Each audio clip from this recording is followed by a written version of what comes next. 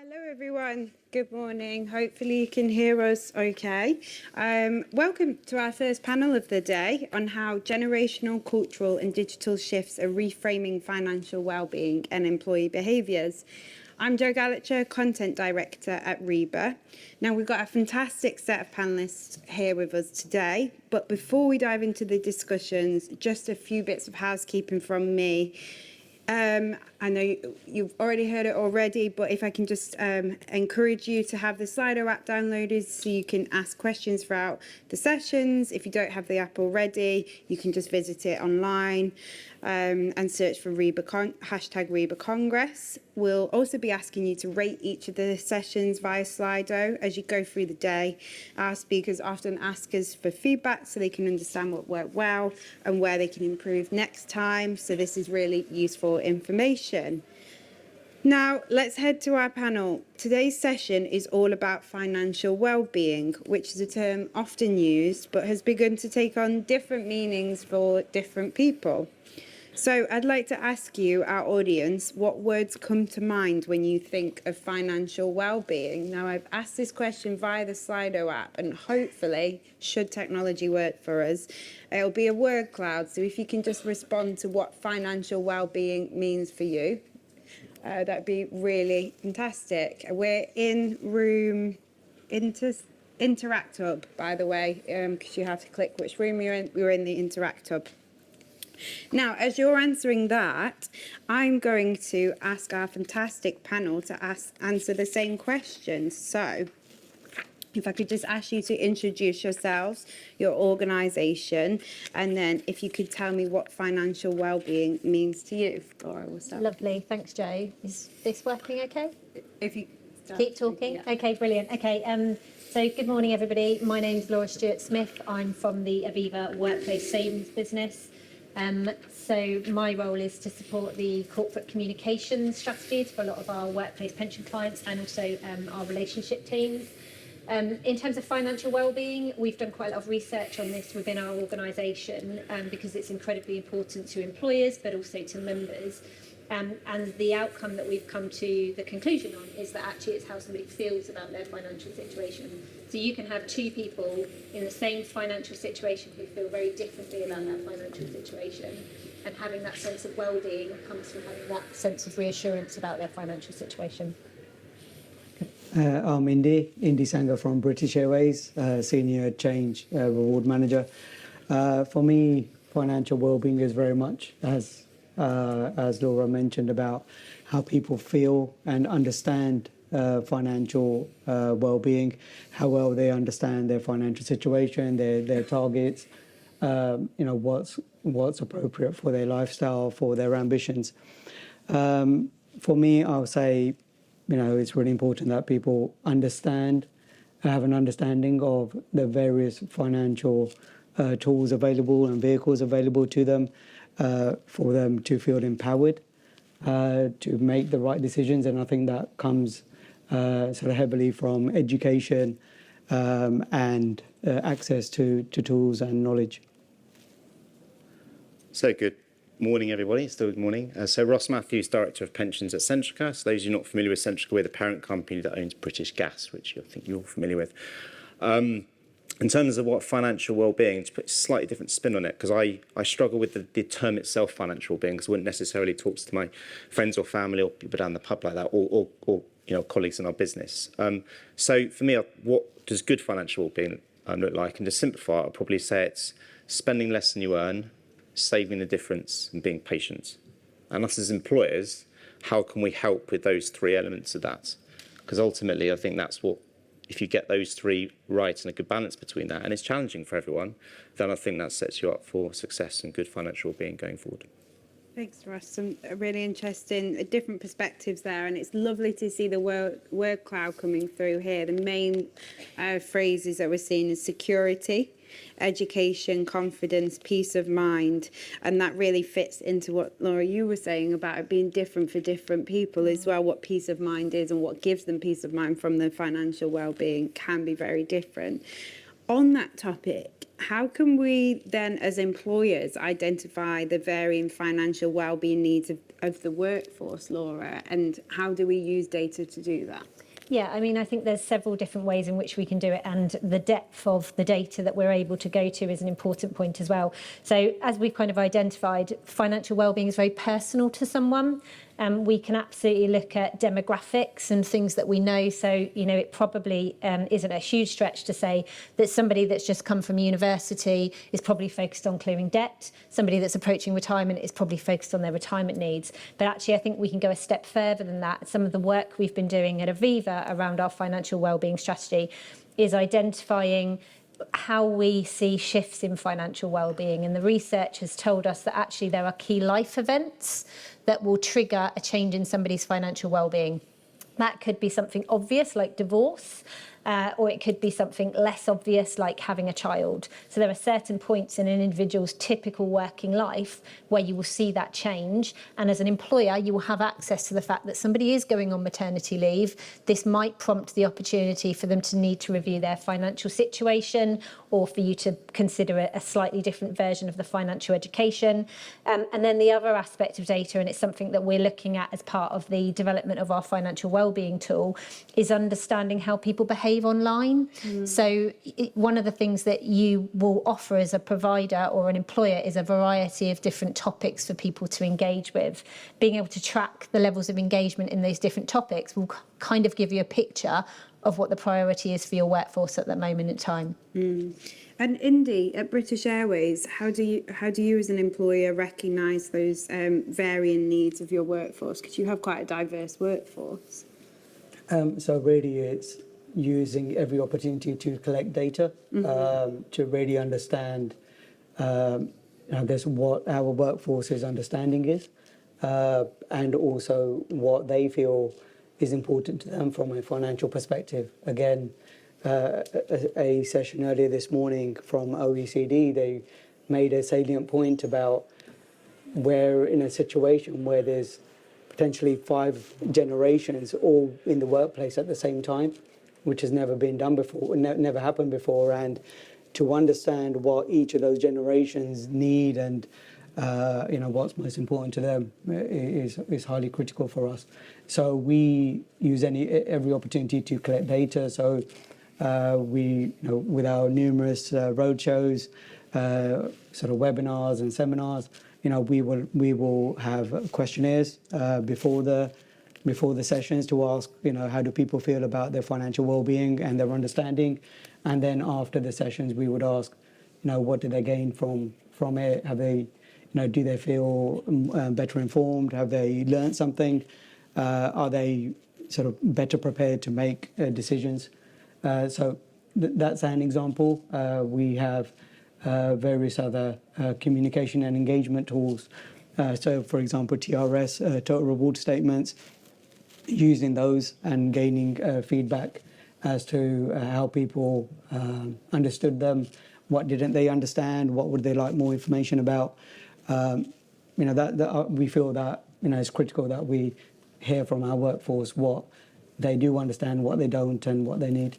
And just, I suppose, a couple of builds from me in terms of extra bit of data. I suppose is important for us in terms of linking health and absence. So we bring all our data together, and what we know is that around a third of lost hours in the business relates to mental health, and we know which pockets of populations that may be more of an issue than others. And within that, there'll be a bucket of that's because of financial well-being, stress reasons, etc.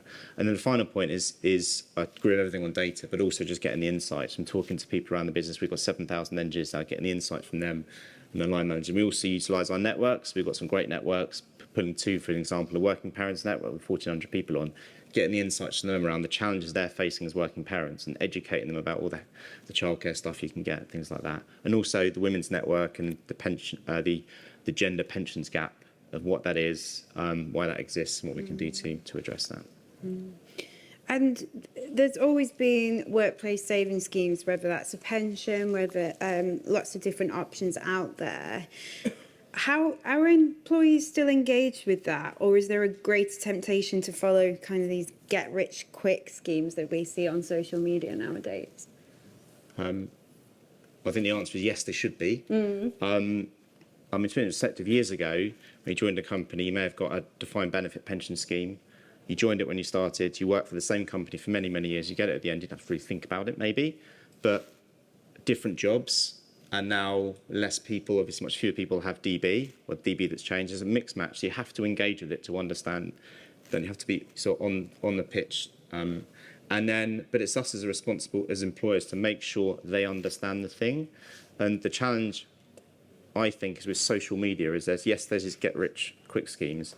We're competing with, the TikTokers, the 1 minute, the 2 minutes, the clickbait, and how you digest the information which they need to know, because we should be a voice of trust. They can trust what we say. I mean, to put a stat into perspective, there's some FCA did a report recently where 12% of UK adults have a crypto account, and the average amount in there is just under £2,000. So I'm not putting a viewer out there on crypto or Bitcoin or anything, but the point is they have that, not because employers or financial institutions have been talking about it, because of talking to friends in social media and stuff like that. And what we try and do is try and distill, one of my frustrations is the saying around, we know it's complicated, but we all have a duty to simplify things down so people really understand the thing. Get rid of the noise and talk about it in really simple terms, and using bite-sized videos, a minute long, to really communicate with them. Because if they understand the thing itself, pensions, for example, it's really, really, it's just so important. But we have a responsibility to do that, and also, companies like Aviva in the financial services as well. It's really interesting you talk about demystifying that complex financial language and concepts and getting employees to understand the basics. Indy, at BA, is that something that you're doing? Yeah, so I mentioned the various roadshows that we run. So we will, I think, I see on average probably once a week across the year, we will be visiting a cohort, either a new set of trainees or apprentices, or we may be visiting the airport, we may be visiting distribution centres, head office. I think we've run, I think in the last 18 months or so, 170 seminars face to face, and what we gain from that is, as well as sort of sharing the information and helping people understand what's available to them at BA, we're also able to answer the questions that they have. So able to answer why haven't they considered signing up for the pension? What's holding them back? What prevents you from being able to put more in? Why have you decided to opt out? It's a really good opportunity to answer the questions there and then at the start of their journey with BA. We are very fortunate that we do have a very high high participation rate. So we have, I'd say on average, I think 92% are enrolled in the pension scheme. Amongst our younger groups, I think it's 71% for 16 to 20-year-olds and around 82% for the early 20s. But we're really proud that through all of we call it financial empowerment, because we believe that that's what we're doing. We're empowering our people to sort of look after themselves, make the right decisions. We're really proud that these campaigns have driven, not just within pensions, but with our other benefits. We've seen an uptake. So we're really proud of that. And we think that guidance, support, knowledge, education is sort of forefront to that. Absolutely. Yeah, I mean, I think everything that's already been talked about, I would echo. And I just want to hone in on Ross's point around the format of your communication. So yes, we have a responsibility as an industry to create plain language, jargon-free communications, but also we have a responsibility to look at how people want to be communicated to. Yeah. So the TikTok-style videos is a really good one. It's something that Aviva absolutely does with a number of its clients. But we also need to think about making communications inclusive, and that's from a number of different areas, from, our documents easy for people to understand. We have a much better understanding of neurodiversity now, so how do we build that in the use of colour? Lots of different things that we can be doing to really work on ensuring that communications are relevant and engaging for those that are receiving them. And I've got another side-o question, if our moderator wouldn't mind launching that, because talking about that inclusivity piece and where people are getting their information from, I'd like to ask the audience, what's the biggest influence on your employees' financial decisions? Is it social media, family and peers, workplace guidance, or financial institutions? And it'll be really interesting to see where that pull comes from. And Laura, sticking with you for this one, how can employers then develop trust with employees when it comes to wellbeing and education? It's all well and good, creating an inclusive comms campaign, but how do you develop that trust? Yeah, so I think it's actually really interesting watching what's happening on the slide behind me, because I'm potentially about to contradict that with what I say. But a lot of employers are coming from a position of power in terms of the confidence that employees have in them. So an employer, in the research that we've done, is a trusted brand. They are trusted from a perspective of the employees would consider that employers have done due diligence on anything that they're offering, and they're not just kind of rolling in something across the street. We know from research that we did in 2024 that half of the individuals that we spoke to at member or employee level had spoken to either their employer or their manager about their financial well-being. So there is a huge amount of trust in employers, and that is a responsibility for them as well. So it's an important consideration when employers are looking at the different generations they have within their workplace and the benefits and how they're communicating them to people. And something where we talked about earlier, data is an incredibly important part of. Definitely. And Ross, Indy, looking at this poll coming through, family and peers is 64%, and workplace guidance is just 8%. There's a few pessimists in the room, I feel. How can we turn the dial then, Indy? Oh, Ross, you would like to. So I think it's really interesting. It doesn't surprise me in terms of that. And how we see it, I suppose, I see it in the businesses. If you think about, so we've got around 20,000 colleagues in the UK. You've got lots with flexible working all over the place, some who are a laptop, read emails. You've got some in contact centres, and we have thousands of engineers out there in the field. So you see them as sort of little communities who they'll trust their line manager, they'll trust their colleagues. They may trust Centrica, we hope they trust us. But rather than listening to Ross, the pensions guy from head office, bombarded with stuff, we distill it down into simple language, which their line managers and their peers can understand, and then cascade that through those groups. And then you create this sort of network of, you've got to make sure it's so simple that they can't get it wrong. That makes sense. But then that really, and then they build up that trust with their peers and the colleagues, and then it infiltrates sort of that way. We found that's been, especially this year, we tried to really get in front of the field force. That's been a real success. Okay.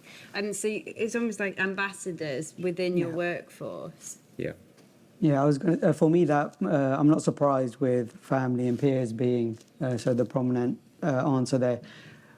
I think when somebody gets their first job, their parent, I know my parents, the first question was, how much pension do you get? Right. They didn't ask about any of the other benefits. It was, what about pension? Because that was the most important thing for them, save for the future. And I think culturally, I think culturally, people are, especially those entering the workplace for the first time, that's what they're told from the start and what they aim to do.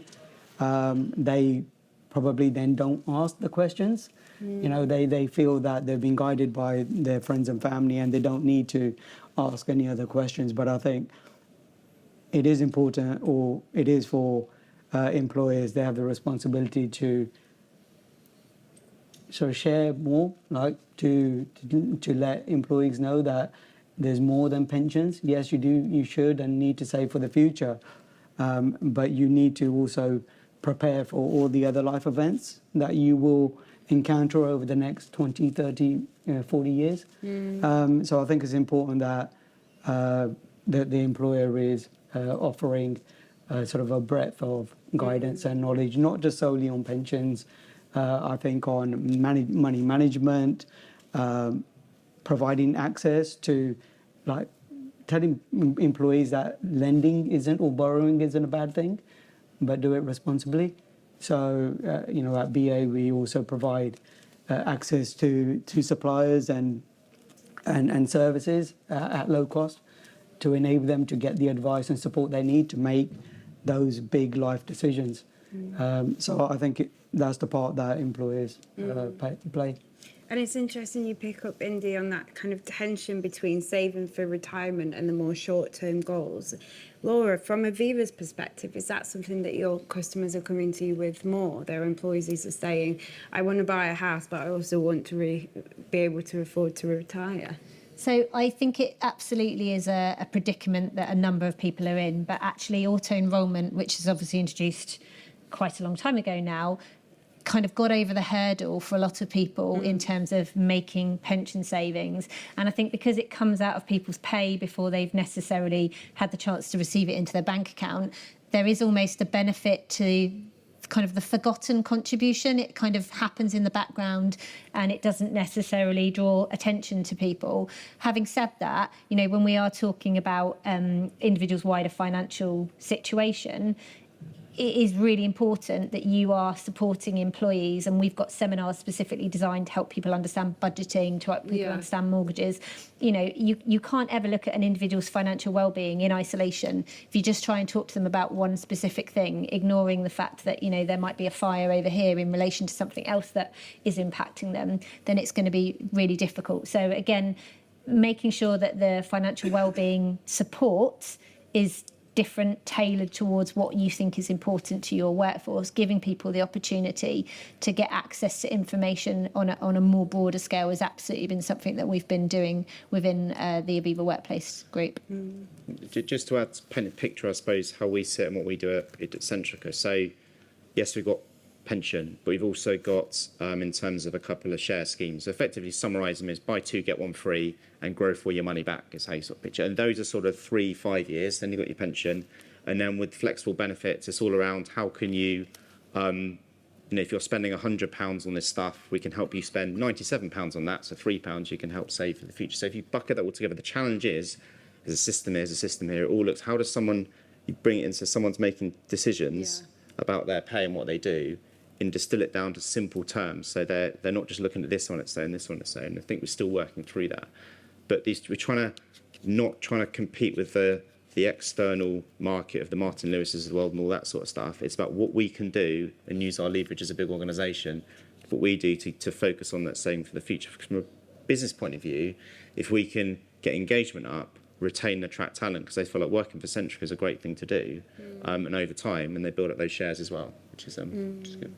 And are you seeing that there's an interest in schemes like that across a broad range of ages and different backgrounds at Centrica, or is it a certain type of employee that's more interested in that? So the more and more I talk to people, it is very, very varied. As an example, in terms of we do bonus sacrifice, put your bonus into pension, and people say, it's only the older people are doing that. And it's a bell-shaped graph across the whole. People are doing it because they understand, we hope they understand the tax benefits of doing it. Okay. And I was at the one of our academies, these great academies with various boilers on the wall in terms of helping apprentices learn their trade. And I was chatting with them, and he's a young, 18 to mid-20s. I'm very engaged in ShareSafe and that sort of thing. Yeah, I'll do that. And in terms of the pension scheme, and those who are too young to be auto-enrolled, literally signing up there on the day. Wow. We've got double match. You pay 5, you get 10%. So they are, once they understand the benefit of doing it, but sometimes it's like pensions, so I'll put that off. But you understand, effectively, all we say is, you pay me £5, I'll give you £1.40 change, and I'll put in a tenner. So it costs you £3.60, you get £15 in your savings account. What's the catch? You can't touch it till you're 55, or 57 now. And once they understand that, they realise it's a good deal. Okay, maybe I'll do more of that. And how do Indy and Ross, in your day-to-day roles, how do you engage with those hard-to-reach employees? You know, it's very easy to send emails explaining pension stuff or webinars, etc. But those people who aren't office-based, for example, how do you educate and reach those? So for us, I guess to touch upon the seminars again, but our seminars and face-to-face empowerment sessions are global. So we have travelled to many countries to offer these these seminars and education sessions in person. So for example, in the US alone, I think we've delivered about 14 sessions on the 401k. So we are really going to the people, because I think they really appreciate the fact that they're not that we remember them. We know Yeah. that they also have a need to understand the benefits that we're sort of pushing to them.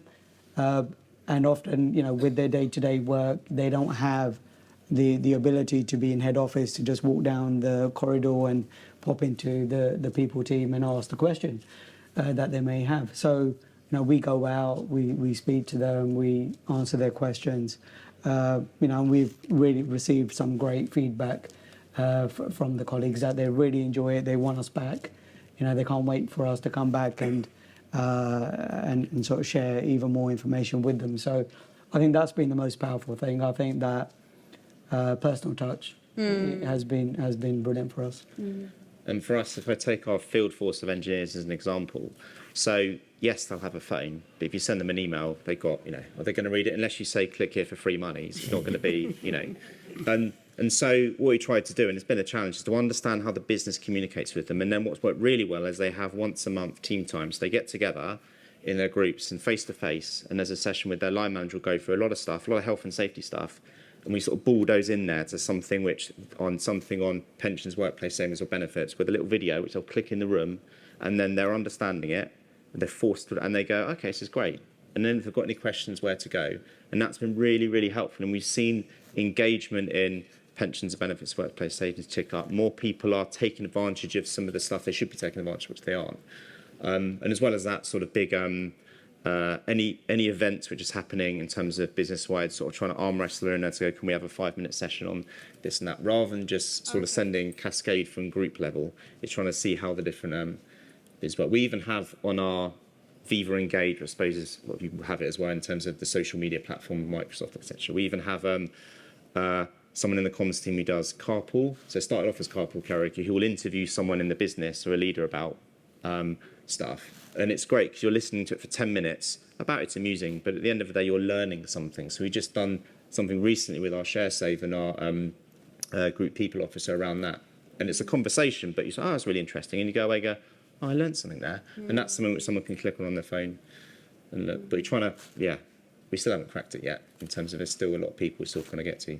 Yeah, but that's a really, I was just going to say that making the information interesting, making it engaging, making it short, sharp.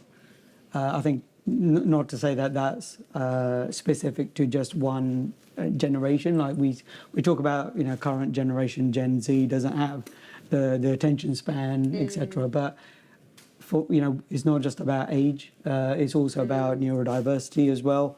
A lot of people now, especially getting now having become familiar and I'd say sort of adapted to the phone being being a part of life. I lost my phone once. I recovered it, and and I thanked him for that. And then he said, "Well, won't you be giving me anything for that, money-wise?"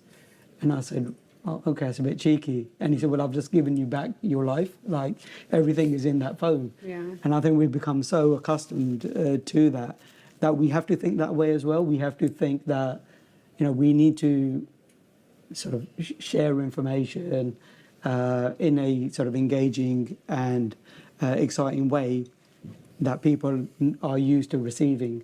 People don't watch adverts on TV any longer. Yeah. They can't sit through a YouTube advert for longer than 30 seconds. They're looking to how we can bypass it. And I think we have to do the same thing with our engagement and our communications, make it short, sharp, and I'd say often. And so to get people more engaged on the pension, so we had a 1 minute 41 second video, two main points. One was that £5, £10 thing, and the other bit was someone on £25,000 a year over 30, 40 years. If you do that, you'll have £250,000 at the end of it. So just trying to understand the power of compounding, and that wasn't even with any salary increases involved. But if you look at the rate at which everyone tails off that video, they start at the first bit. The moment you get to talking about compound interest and really simple pictures, making it fun, it just tails off. So there's a whole thing about the magical compound interest, which is the bit said at the start about saving little, often patience, you win over time. It's still a really hard thing for people to grasp and get that sort of thing. But it was quite insightful to see this cliff edge. The alternative narrative is actually you convince people the first 30 seconds of the video that they didn't need to see the rest. But no, I totally agree. And Laura, from Aviva's perspective, what have you found works well when speaking to customers in terms of engaging in different? I think everything that's been talked about, understanding your audience is a really important one, and it sounds like what you're doing is really working well. People want to be communicated to in a certain way, understanding kind of what the base level of understanding is, understanding how they are used to being communicated to. So, you know, if we think about kind of some mainstream organisations out there, they will have a kind of, they will be known for either TV adverts or via social activity. And when you see something out of place, you're automatically not going to trust it. So, you know, if you see a provider talking about something particularly that you wouldn't align with that provider, it will pose questions in your mind, and that will kind of consume your thought process. So trying to understand how people are used to being communicated to, and not being afraid to change what you're doing. So, you know, we've done TikTok videos, we've done kind of road shows, we've been in engineer events, all of those sorts of things. But really knowing what's important to your audience is key. There are still a large proportion of the population who want a letter to drop through their door, that don't want an email. They want it to come through their door. They want it so that they can sit there and flick through it. And understanding that about your audience and the point at which they want to engage with a real live person. Because again, from a research perspective, whilst we all know that the world is moving at a rapid point to digital, people are making life-changing decisions. And they want to talk to somebody. They want to have that real connection with somebody and get reassurance that they are making a sensible decision. And if I can encourage you, and we've got about 13 minutes or so left, so if I can encourage you to ask questions via Slido for our wonderful panel, please do so. But I'm going to carry on asking mine for now. What is the one piece of advice, and I'd like to ask all of you, that you would offer to employers looking to evolve their financial wellbeing strategies and make sure that these generational, cultural and digital shifts are being applied to their financial wellbeing strategies? Laura, I'll start with you. So I think the first thing that I would say to any employer is understand what you've got. So have conversations with your providers, see what they can offer you in addition to what they're already doing. So we offer financial education alongside the workplace pension. A number of our employers work really closely with us on it. You will already have a certain element of your benefit package. Can you maximise that? Can you really get your return on your investment from that perspective?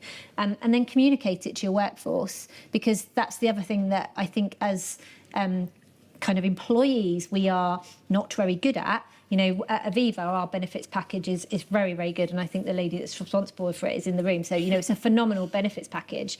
But when it comes down to those moments in your life where something changes, you don't always think, oh, I must go onto my company intranet and check what the support is. So the communication and looking for innovative ways to remind your employees about the great benefits that you do have as an organisation is really important. And that can be done, again, in very different ways depending on your organisation. I mean, I'm loving the carpooling idea, but I quite like the karaoke bit, but maybe not. Yeah. There's a vision. Indy. I would say data is key. I know data's been spoken about for quite a number of years now, but I think it is key. Collecting data, analysing your data, because I think through that you can understand your workforce and you can also support them. So one great thing that we did this year, the benefits team introduced, was a benefits recommender. So we used our AI team, internal team, to analyse what were other colleagues of a similar demographic taking up as their benefits, and we introduced that as part of the annual benefits window, and we found that 39% of the benefits were selected were those that had been recommended through the tool. So it really helped people understand what should I be considering, is it right for me, and then taking it up. And we're looking to do more of that. And you know, as much as, you know, the sort of human interaction, the face-to-face support, the sort of human in the loop is important, you know, I think we absolutely should use the information we have that we sort of collect every day to really make decisions. You know, look at how, I mean, I think this goes without saying, but look at the analysis and the insight from your benefit providers and take up rates and trends. Find exactly, like, from a financial wellbeing perspective, look at your EAP programs. Obviously they're confidential, but look at who's accessing the financial support more than others. Try to understand, how and why and what could be causing that, and use AI to kind of guide you so that you can start to support better. I think it's some great things, so I won't repeat what's been said. Apart from just one thing on the communications, if you don't know what the click rate is in terms of open rates for emails that are sent and click-through rates, ask your comms team or IT department. You might be surprised at how small that number is in terms of how much bombarded with emails. In terms of just overall strategy, I think it is helpful at the start to decide where you are on the spectrum in terms of we want to wrap everyone up in cotton wool and we want to be the best we can with them, or at the other end about, no, we're just giving some pay and that's it, left to their own device. I do think you have to decide where you are on that spectrum, because there's a plethora of people out there who are providers and various different things, and actually you need to decide where you are on that in terms of with your buy-in from the finance team about how much budget you've got to do with these things before you go and decide what you want to do. I've already talked about in terms of keeping things simple, which is massively important, and also don't assume that just because someone is paid more, they are more financially confident. I would say some of the best people we speak to on the lower earners who are much better, amazing with their money, we talk to people who you would think should be more financially literate and financially confident. That's not the case. That's a really interesting point. I think you'll find those lower earners perhaps need to be more financially savvy, so therefore, that's a really interesting point. So we've got 2 questions come in, which will hopefully we can do both of them. The top one, for our employers, how are you showing return on investment on spend on financial well-being, on pensions or saving products where the employer has significant spend? Who wants to take that? So we demonstrate that in terms of by we need to make sure that the benefits and stuff we're providing are market competitive. So we go out and make sure that if you don't provide this, then our competitors in the market, if you look at our business units, they'll be providing something better. So we need to decide, do you want to be in the pack, or do you want to be upper quartile, all these things like that. And then without doing that, we're not going to be able to attract the talent we need. And then in terms of, so we've got a generous, double match DC scheme. We still have some people on DB scheme and stuff like that. But we know through that, in terms of our retention rates, are pretty good. And where we do have attrition in the business, that's just naturally part of the areas of the business which get natural attrition from it. And also in terms of when you do get buy-in to go, okay, we're going to do something different on pension workplace savings, the business invests in it, you've gone there and said, if you do this, engagement will be better and stuff like that. You then need to sort of go back and sort of prove it. For next time you ask, you cap on hand for the money. So that's where, in terms of we get the engagement, say, look, engagement's great. People are using these benefits. And then through things like, you can't match it perfectly, but when you look at our health and wellbeing stats, we monitor that. So on a quarterly basis, we get the stats broken down by business unit. How is things like mental health? How is that? Is that getting worse? Is that getting better? And can we get some more data in terms of all that, which is and also just where you've got benefit providers and pension providers, have lots of conversations with them to do lots of stuff for free, because then you don't have to ask mum and dad at head office for more money to do it. Laura, is that the kind of service you offer for your customers? Wellbeing support is a really big part of what we do, absolutely. I think some of the kind of stats that some of the employers that we work with, it's very similar to what's been talked about in terms of retention and attraction of the workforce, but also absence. So if people are stressed out, they're more likely to be unwell and out of work. So there are different metrics that I think employers can look at when they are reviewing that overall benefit spend. Mm-hmm. And I think we've got time for another question. Is it time for employers to start to embrace the need for financial advice? Perhaps in the future we'll see more guidance on the financial guidance boundary review, particularly on retirement outcomes. There seems to be a reluctance or unwillingness to offer this. Who wants to tackle that? For me, I think it's always been, well, from the various companies I've worked at, offering financial advice has either been we're not in a position to advise. Yeah. and the risk associated with that. But then also providing financial advice as a benefit has always been very expensive. Okay. So I think from organisation perspective, it's, we can offer advice, but it's very expensive for the employer, or we can offer it as a benefit, but then it's very expensive for the employee to fund, or in part. So I think that's been the case before, but I think given how the economy has been, the cost of living, how difficult it is for people to get on the property ladder and, and even, to do the weekly shop. So I think, where employers can, they should absolutely try and provide access to suppliers. Like British Airways, we offer free access to mortgage brokers. Okay. Who provide up to £750 worth of free advice. Which is, I think, highly valued, and it is highly utilised. I think that's something that employers can do. We can build relationships with sort of service providers, industry institutions who are there to also support you, because they, would ultimately want to have more business, I guess. But they understand that they need to do this through training and education and understanding. So I think we do have the opportunity to provide financial advice through the professionals at a low cost. Okay. I think we should absolutely have those conversations or build partnerships with financial institutions to be able to provide that. And just to build on a couple of points there, I think so we provide some financial advice at retirement for DB members, so specifically they're at the complex DB scheme about what options, what shape of the DB pension do they want, specifically for them. In terms of, I think, my instinct is a lot of people think they need financial advice, but they don't actually need financial advice. What they want is they want a bit more confidence in making their own decisions with their money. I think I want an IFA advice, and there's no specific decisions to make, or they just need a little bit of help. And that's why I think the industry, and I know no doubt Aviva and other providers are lobbying the government and people like that to go, you've got this massive guidance gap between we can give advice, but we can't really talk about anything else because you might get slapped on the wrist with the FCA. So I think it's really important we have that sort of guidance, so we can, just like Andy says, about providing a bit more stuff to people to help them without the cost and the burden that sort of providing financial advice comes with as an employer.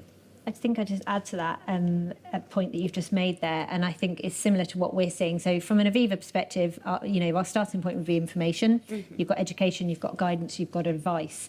A large proportion of the population are able to get comfortable with the decision they're making before you get to the more complex situation of taking financial advice. And I think as we see an increase in DC pots, so, I think, and I'm just trying to rack my brain here, by 2050, on average, pots are going to be around 225,000. So it's a huge amount of money for a lot of people to be making a decision on.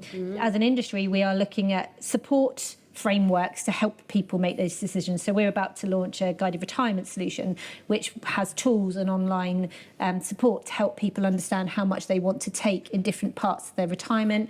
The ultimate aim is to give people flexibility around their income, but also security. And again, as the kind of focus comes, those guidance solutions, I think, will continue to come into the forefront. Okay. And we have just a minute left, and I want to really get to this last question because it's the crux, I think, of what we're talking about today, and certainly a report that REBA and Aviva have worked on together. More information about that towards the end of the session. But do you see an apathy in certain age groups compared to others, or maybe a lack of headspace? So I think the data shows us that we see high levels of engagement at certain points. So birthdays in your later life are quite significant. Whether that's a positive or a negative, I don't know. I haven't got to those particular ages yet, so I can't really comment. But we do see kind of things that will generate a particular interest for people. When we talk about engagement within the workplace pensions, you're absolutely obviously looking at member outcomes, but we also look at other metrics such as, how regularly are people going online? Have they updated beneficiary details? Yeah. And when you're getting into those sorts of niche engagement metrics, you are absolutely seeing a difference between the different age groups that people are resonating with them.